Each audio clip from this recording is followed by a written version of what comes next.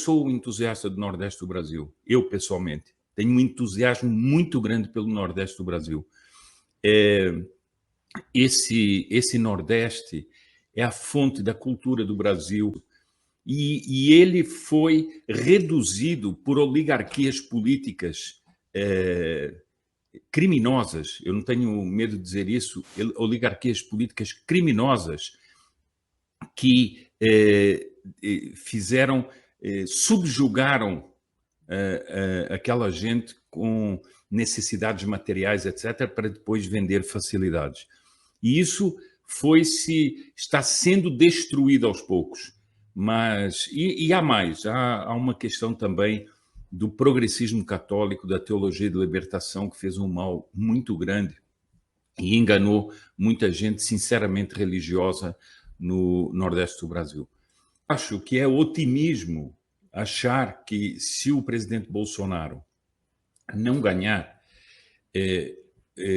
a Câmara vai conseguir infernizar a vida dele. Até vai, mas nós não podemos esquecer o seguinte, com um partido de esquerda totalitário no poder, com o Supremo já com uma ditadura, eles vão anular o Congresso. Vai começar uma perseguição ao Congresso, a deputados, a senadores, etc.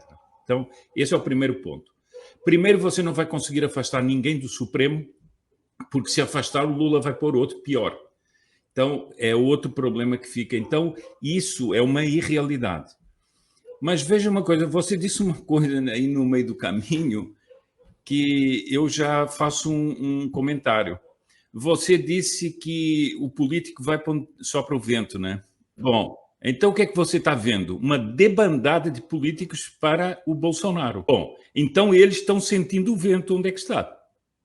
Você acha que essas pessoas todas iam se engajar numa coisa para ser derrotado? Claro que não, iam ficar isentos. Não iam declarar nada e dizer o seguinte, não, vou ficar isento, isso aqui é uma disputa e tal, vou ficar isento. Essa corrida mostra que essas pessoas sentem para onde é que está o vento. Essa é outra coisa. Mas existe um outro problema. Nós temos um governo do PT com todos os mecanismos, com o jogo das tesouras, com o PSDB, com o PMDB, e esse governo caiu. Alguém pode dizer, não, mas caiu porque houve uma manobra para aliviar. Houve uma manobra para aliviar. Mas quando eles pensavam que a manobra que era para aliviar tinha acabado com o problema cresceu mais. Por quê? Porque havia uma revolta profunda na população. Não sei se você prestou atenção, mas eu prestei muita atenção nisso. De repente, os jornalistas descobriram que o Brasil é um Brasil conservador. Esqueça os deputados. Então, eu vi o William Vac dizer o seguinte, nossa, mas o que saiu das urnas é algo impressionante. Ele usa essa expressão, é um Brasil profundo. Ele diz o seguinte, existe um Brasil profundo, nós falamos disso aqui, mas ninguém falava. Existe um Brasil profundo que não se identifica propriamente com uma corrente política, não se identifica com um extrato social, preste bem atenção nisso, não se identifica com um extrato social e é um Brasil profundo que ele diz o seguinte, que é de centro-direita. Ora, eles não tinham visto? Desculpa, eles não tinham visto milhões de pessoas nas ruas? Eles não tinham visto milhões de pessoas de verde e amarelo nas ruas? Eles não tinham visto? Agora dizem-se surpresos. Eu conto-lhe mais uma. Um dos meus irmãos me ligou e disse o seguinte, olha, vai assistir um debate que está vendo aqui na televisão portuguesa com a participação de várias pessoas, inclusive um sujeito que é italiano e vive em Portugal, que é especialista em direitas e tudo. E há vários debatedores, entre os quais jornalistas brasileiros. Uma jornalista, por exemplo, que vive em Portugal. Ela disse o seguinte, convençam-se do seguinte, o Brasil é conservador, sempre foi conservador, e quem vai decidir essas eleições são temas como o aborto, a ideologia de gênero, etc. Pergunto o seguinte, por que é que ninguém dizia isso? Por que é que todo mundo escondia? Por que é que o jornalismo agora se faz de surpreso? Nossa, mas o que é isso? Eu pergunto o seguinte, se você analisar os resultados das eleições, a força que teve o Bolsonaro em indicar pessoas, desculpe, se você vai ver pessoas que são totalmente desconhecidas ou que não estavam, mesmo, por exemplo, o astronauta, não é um político. Eu, por exemplo, não tinha convicção de que ele ia conseguir ganhar a eleição. Ele ganhou. Porque isso é uma força de indicação. Agora, você é capaz de descolar isso da realidade que tinha nas ruas de milhões de pessoas? Agora, eu lhe digo o seguinte, não tentem a aventura de colocar o Lula no poder. Não tentem essa aventura. Porque isso não é o problema do Congresso. Isso é enfrentar um país inteiro. Isso é enfrentar um país inteiro. Eu continuo a dizer o seguinte, e não sou só eu, está cheio de analistas políticos na Europa perguntando o seguinte, como é que o Bolsonaro tem uma força gigante para indicar pessoas desconhecidas e levá-las para o Congresso e ele não ganha as eleições? Quem é que explica isso? O fundo do problema é o país que apenas as urnas confirmaram uma coisa que nós estávamos vendo. Quantos jornalistas não disseram o seguinte? As milhões de pessoas nas ruas, isso não se converte em votos. Mas como? Como não se converte em votos, meu amigo? Onde é que tem uma pessoa com essa força? E mais, eu digo-lhe o seguinte, é claro que você pode me dizer, não, mas o sujeito vai chegar ao Congresso, pode trair. Esse é outro problema. Eu só estou dizendo o seguinte, esse Congresso, em parte, não é todo, em boa medida é fruto das ruas. E veja o seguinte, o presidente com uma imprensa que durante 3 anos e meio bateu com mentiras, com sabotagens, com tudo mais, ele se conseguiu comunicar com a população. E ele agora tem uma responsabilidade muito grande. É não entregar esse país. E não entregar essa gente. Ele fala tanto da cena de Pilatos lavando as mãos, ele que cita isso. Ele não vai poder lavar as mãos, né? Agora, Anderson, veja bem, enfim, pode ser que eu esteja completamente equivocado, mas essa revoada, que é uma verdadeira revoada dos políticos, o que é que precisa o Zema para agora? Nada, já está eleito. O que é que ele precisa? Precisa do apoio do Bolsonaro para quê? No primeiro turno, né? Ele está eleito no primeiro turno para que aquele... E veja bem, preste sempre atenção na política mineira e nos mineiros como eles agem. Sim. Porque os mineiros são muito cautelosos. Ora, o Zema podia ficar, não, tal... Não, não só ele apoiou o Bolsonaro, ele abriu completamente contra o PT e disse que seria a maior desgraça para o Brasil o PT.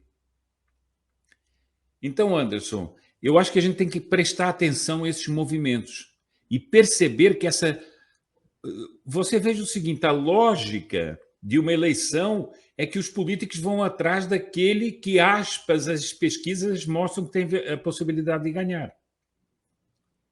Ora, você vê notícias dos mercados, eu sei, posso dizer aqui, não posso dizer tudo, mas eu sei de pessoas que não são da campanha do Bolsonaro, são da campanha de outros candidatos que dizem que o Bolsonaro é que tem a chance de ganhar. Além do mais, há um mistério que a gente precisa resolver, mas que eu não me proponho a resolver aqui. Mas há um mistério. O Lula tinha pedido para montar lá o palanque dele na Paulista. O palanque dele era para anunciar a vitória em primeiro turno. Todos os observadores internacionais que estavam aí, só o Paulo Figueiredo falou disso. Mas os observadores da OEA eram ligados ao Lula, eram ligados ao Celso Amorim. Os observadores da OEA que vieram aqui ao Brasil, quando chegaram, foram ter uma reunião com o Celso Amorim para se informar sobre o sistema eleitoral. Você acha isso normal? Ou seja, há um conluio entre as autoridades eleitorais e o candidato Lula. Eles já vinham com a missão de dizer o seguinte: essa eleição foi limpa e o Lula venceu no primeiro turno.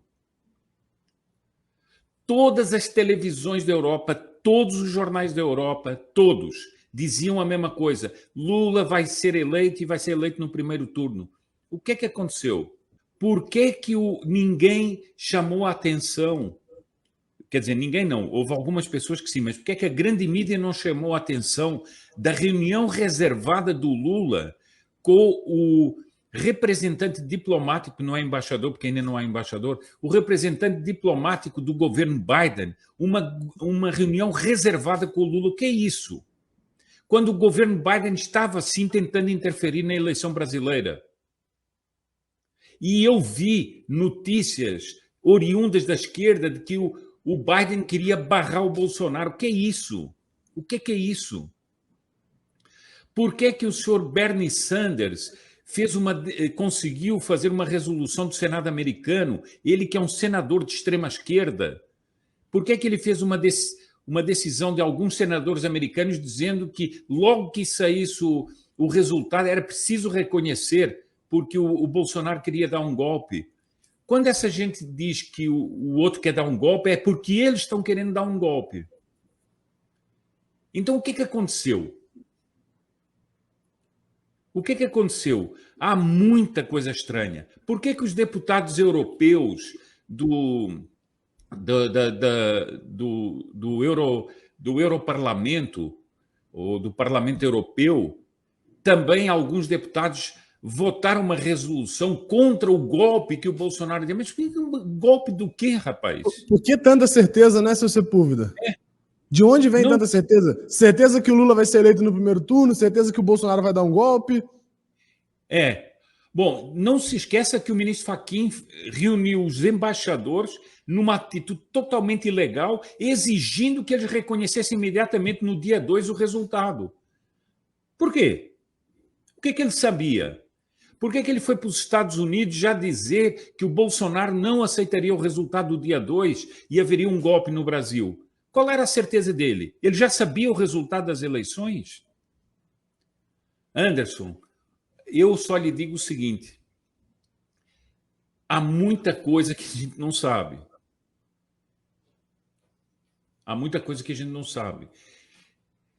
Todo esse jogo e essa aposta alta da fraude dos institutos era contando com uma vitória no primeiro turno. Agora, eles compraram a briga, né, seu Sepúlveda? Eles foram pro all-in, né? Eles foram. Agora, eu aqui, e veja que a mídia, é preciso não esquecer isso. A mídia dizia o seguinte: o Bolsonaro com 30% já bateu no teto. Tinha jornalista dizendo isso. Com 30% já bateu no teto. O Bolsonaro está completamente isolado, inclusive das Forças Armadas. Foi o que o Estado de São Paulo espalhou. E ele vai ser grande derrotado e vai ficar completamente isolado. Isso aconteceu? Quer dizer, nós temos que ver os fatos. E depois veja o seguinte: a mídia, não é que a mídia foi surpreendida. A mídia foi surpreendida. Ela sabia que o Brasil era assim. Ela sabia, ela via os milhões de pessoas nas ruas, ela sabotava essa informação, ela escondia essa informação. E agora vem com uma cara cínica. Nossa, nossa, nós descobrimos um Brasil. Que descobriram o quê, rapaz? Vocês sabotavam a realidade.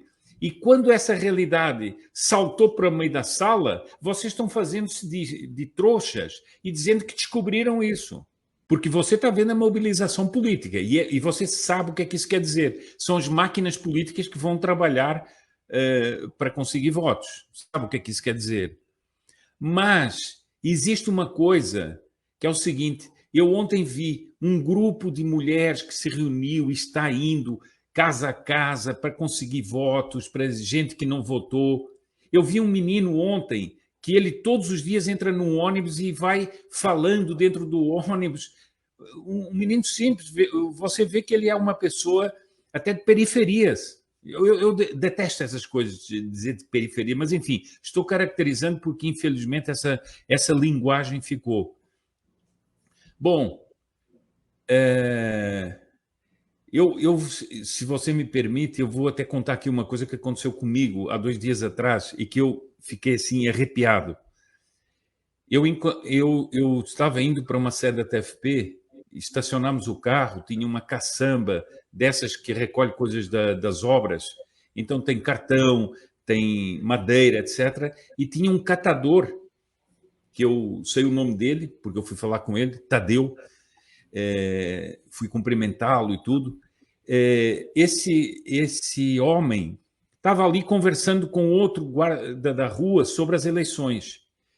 E ele estava catando as coisas, estava com o carrinho dele, um carrinho simples de catador de cartão, com uma bandeirinha do Brasil. Ele se virou, a uma certa altura eu voltei para o carro, porque tínhamos ido para o lugar errado, tínhamos que mudar de lugar, voltei para o carro. Quando eu voltei para o carro, o homem diz assim: "Sou Sepúlveda?" E eu: "Sim, sou eu." "Sou Sepúlveda do PH Vox?" "Sim, sou eu." Eu assisto tudo de vocês. O homem começou a chorar.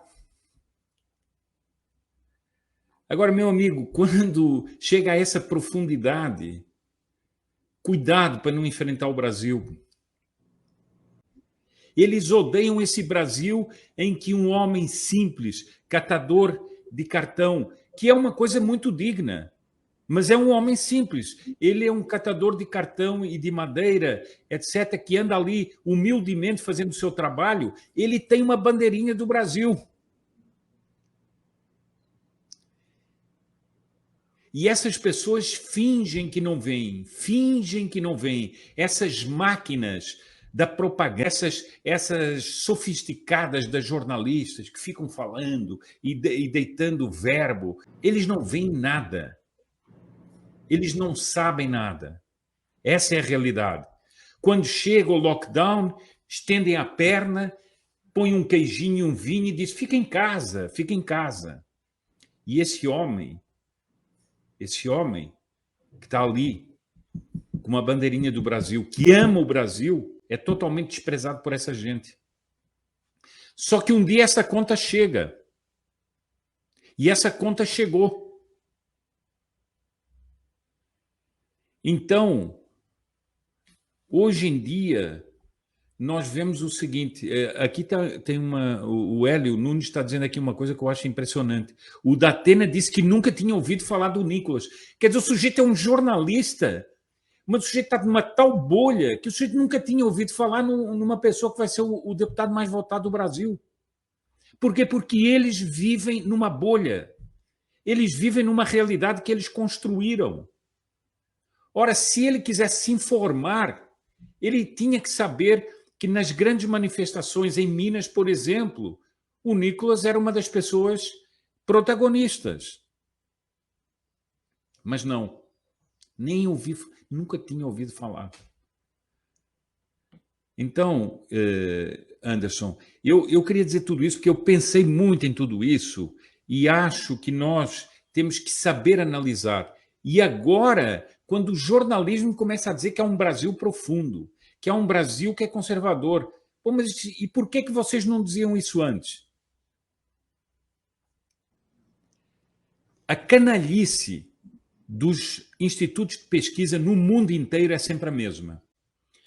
Eles forçam as coisas para um lado e depois, quando se veem apanhados, dizem que não foi uma coisa de última hora. Bom, se foi uma coisa de última hora, então para que é que existem os institutos de pesquisa? Fecha e proíbe de atuar nas eleições. Porque eles vêm sempre com essa mesma desculpa. Ah, não foi uma coisa de última hora. Isso não foi de última hora.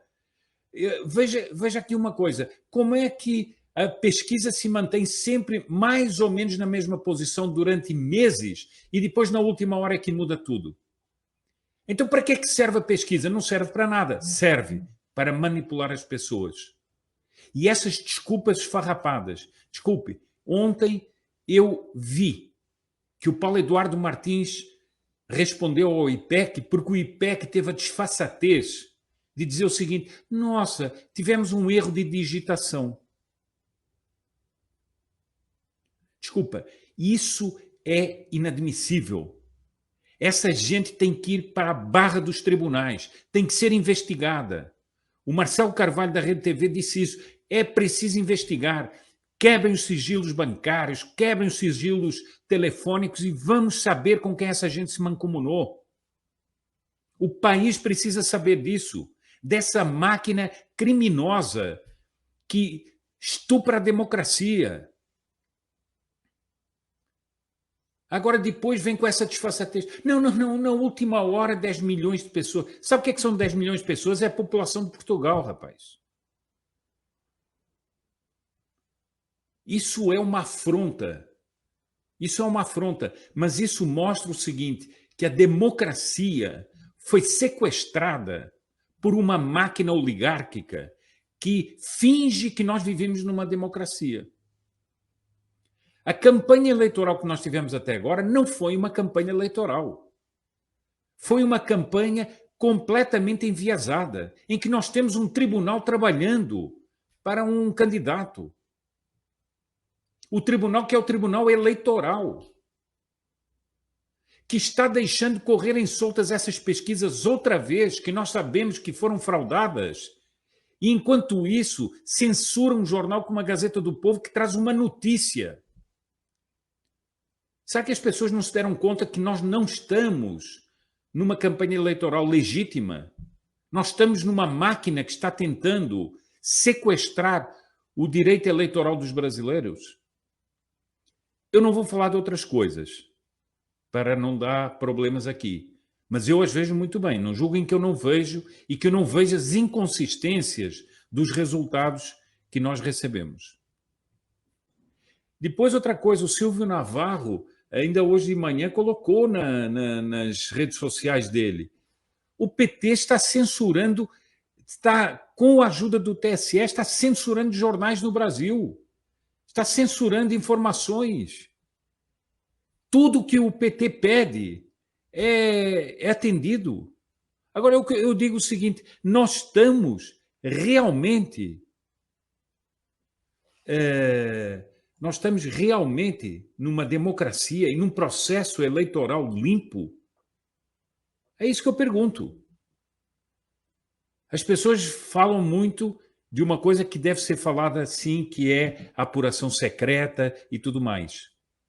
Mas fora isso, nós estamos numa democracia, nós estamos numa campanha eleitoral com lisura. O desespero da campanha do Lula levou os ataques ao presidente Bolsonaro e a disputa para o campo religioso. Nós hoje temos o UOL falando se o presidente é protestante ou é católico. Bom, mas eles estão preocupados com isso? O UOL está preocupado com isso? Porque eles não vivem dizendo que o Estado é laico? Agora a discussão é religiosa. Veja como há uma contradição profunda em todas estas coisas. E isso só mostra que o assunto religioso está no cerne do problema, como nós nunca omitimos de dizer aqui, nos nossos comentários. Não há política sem princípios, não há política sem ideologia, não há política sem discussão de valores. E essa discussão de valores entra na discussão, sim, do cristianismo. Entra. Porque, por exemplo, o Sr. Lula, ele apoia o aborto. E isso é frontalmente contrário ao cristianismo. Frontalmente contrário. Eu até tenho aqui uma declaração do Papa Bento XVI a respeito daqueles que apoiam candidatos, católicos que apoiam candidatos, por exemplo, que promovem o aborto. Se muitos católicos que estão aí e que votam despreocupadamente no Lula e no PT lessem o que o Papa Bento XVI diz, eu acho que a consciência deles ia tremer. Então, veja o seguinte, nós temos um problema crucial que todo mundo quer esconder, mas quando é para fazer a guerra, como disse a Dilma, nós fazemos o diabo para tomar o poder, eles realmente fazem o diabo. E eles realmente tentam envolver todo esse assunto. Agora, você fez uma pergunta delicada, mas que eu vou responder, não vou fugir disso, não. Eu vejo muitos padres e sacerdotes que tomam posição. Mas tomam aquela posição assim, com palavras, meias palavras. Meus caros, um sacerdote não pode usar meias palavras. Nós não estamos numa época de usar meias palavras. Nosso Senhor disse que seja a vossa linguagem sim, sim, não, não. Não dá para usar meias palavras. É preciso ter a coragem de dizer, é preciso ter a coragem de se posicionar claramente. Ah, mas posso ser perseguido. Bom, mas isso foi a história de todos os católicos e dos cristãos ao longo dos tempos. Ser perseguido. Se fosse assim, muitos mártires nunca teriam tomado posição. Então, é preciso sim. Eu dou exemplo, por exemplo, de um político, um homem com uma projeção pessoal, política extraordinária, que era São Tomás Moros. O homem a quem Henrique VIII, em quem Henrique VIII depositava toda a sua confiança e cujo apoio ele queria para o descaminho para onde ele estava indo com a questão do divórcio dele. São Tomás Moros disse não. São Tomás Moros terminou com a cabeça decepada. Mas ele tomou uma posição. Então, essas pessoas, esses sacerdotes que dizem, não, mas eu tenho que ser prudente, eu não posso falar muito. Essa hora já passou, a meu ver. Desculpem, mas essa hora já passou. É preciso dizer as coisas com todas as palavras.